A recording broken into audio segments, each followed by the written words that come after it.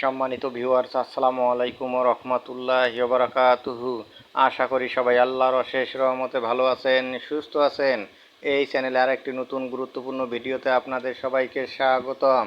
আজকে আলোচনা করব বেসরকারি শিক্ষা প্রতিষ্ঠানে 43,000 পদশূন্য থাকার সংখ্যা। বিস্তারিত থাকছে ভিডিওতে।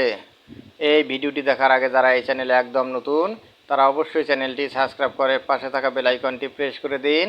আর যারা ইতিমধ্যে সাবস্ক্রাইব করেছেন তাদেরকে জানাই অসংখ্য ধন্যবাদ। বেসরকারি শিক্ষা প্রতিষ্ঠানে 43,000 পদশূন্য থাকার সংখ্যা। দেশের এমপিভুক্ত বেসরকারি শিক্ষা প্রতিষ্ঠানে শিক্ষক নিয়োগ দিতে 1 লাখের বেশি শূন্য পদের ষষ্ঠ গণবিজ্ঞপ্তি দেওয়া হয়েছে।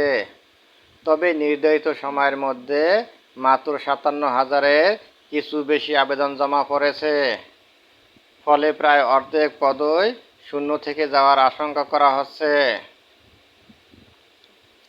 রোববার 13 জুলাই সকালে বেসরকারি শিক্ষক নিবন্ধন ও প্রত্যয়ন কর্তৃপক্ষের এনটিআরসিএ এক কর্মকর্তা এ তথ্য জানিয়েছেন।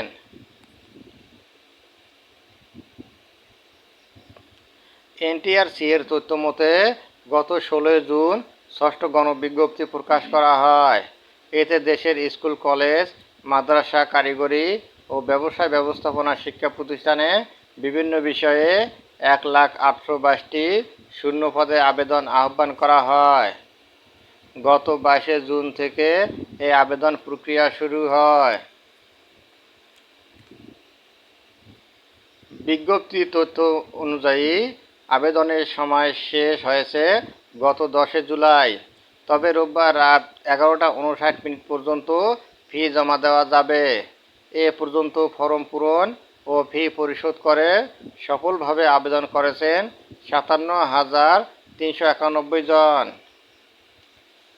শেষ পর্যন্ত সেই সংখ্যা হয়তো প্রায় 58,000-এ দাঁড়াতে পারে বলে জানিয়েছেন সংশ্লিষ্টরা। এনটিআরসিএর কর্মকর্তারা জানান, যদি সব প্রার্থীর আবেদন বৈধও হয় তবুও প্রায় 43,000 শিক্ষক পদ শূন্য থেকে যাবে। অনেক শিক্ষা প্রতিষ্ঠান চাহিদা দিয়েও শিক্ষক পাবে না। ফলে সেসব প্রতিষ্ঠানে শিক্ষা কার্যক্রম ব্যাহত হতে পারে। ধন্যবাদ জানিয়ে বিদায় নেওয়ার আগে আবারও অনুরোধ জানাই, যদি ভিডিওটি ভালো লাগে এবং সর্বশেষ এনটিআরসি এর আপডেট নিউজ পেতে চান তাহলে অবশ্যই চ্যানেলটি সাবস্ক্রাইব করুন। ধন্যবাদ সবাইকে।